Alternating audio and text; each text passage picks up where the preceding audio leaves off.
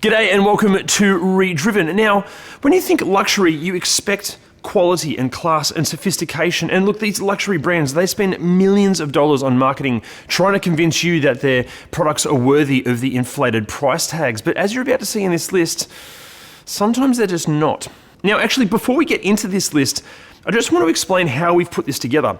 We went and approached a whole bunch of mechanics and automotive technicians and engineers and motoring journalists and motoring experts, what they thought were the worst top 5 luxury SUVs under $50,000 were, and these are the results. So don't shoot the messenger. I'm just telling you the results, not me.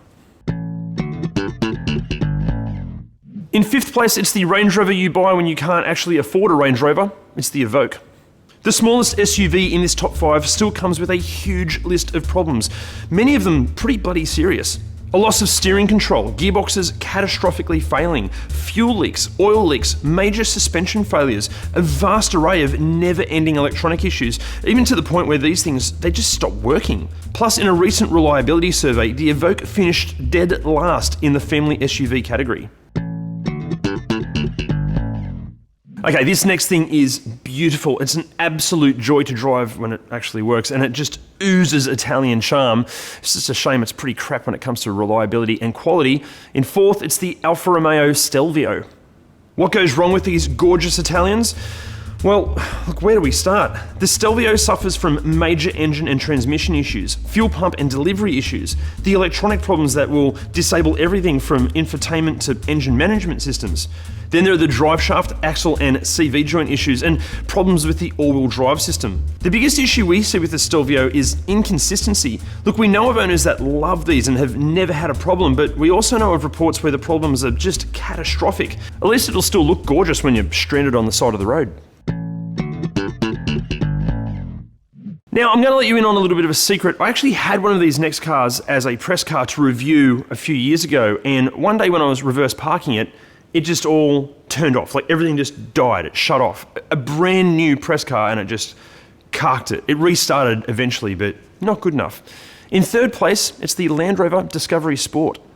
It's been reported that a shocking 43% of Discovery Sport owners have experienced major problems with their car, with faults covering everything from major engine and transmission issues, electronic malfunctions, interior and exterior trim faults, and brake and suspension issues. Although that means that 57% of Disco Sport owners haven't had a problem yet. In 2nd place, look, these things, they're a design masterpiece and the interiors are just beautiful. But that doesn't mean they're actually any good. It's the Range Rover Velar. The Velar is like the automotive equivalent to Steve Buscemi wearing a Ryan Gosling mask and a Tom Ford suit. Underneath it all, it's still Steve Buscemi. You can bullshit everybody else, but he ain't fooling me. Only, unlike Mr. Buscemi, the Velar is lacking in talent and doesn't seem to last the test of time. Nearly half of all Velars suffer from some issue or some problem. And as one report puts it, the Velar is just a hotbed of frustration and unreliability. So much goes wrong with these. The main issue is the immense amount of electronic failures, which, considering that the Velar is drenched in touchscreens, the engine, transmission, suspension, braking, and basically all the functionality is electronically controlled, just spells disaster for the attractive Brit. There's even multiple reports that the door handles that are supposed to come out to greet you fail to come and greet you, leaving you stranded outside your expensive yet beautiful waste of money. Before we get to 1st place, can you please do us a favour and hit those like, subscribe and bell icon buttons, and after the video, go follow us on all the socials. Now, for the first time ever in doing these top 5 videos, we actually have a tie for 1st place. We counted up all the votes and these guys came equal. Even though it's a tie, it's kind of technically not a tie, because in 1st place, it's the Range Rover and the Range Rover Sport. Both of these SUVs suffer from such an incredibly long list of faults and failures, we just don't have time to go through them all in this video. Almost every year and trim level of both of these feature at the very bottom of countless reliability and consumer satisfaction reports. Some reports even show that more than half of all Range Rovers and Range Rover Sports suffer from some sort of major issue. More than half! And as you may have noticed, Land Rovers and Range Rovers take up all but one spot on this list. Look, it's important to know that while Land Rover and Range Rover may promote themselves as classy English brands, Land Rover as a company has been sold and bought and tossed around by everyone from BMW to Ford, and now the brand is part owned by Indian manufacturer Tata and Chinese company Chery.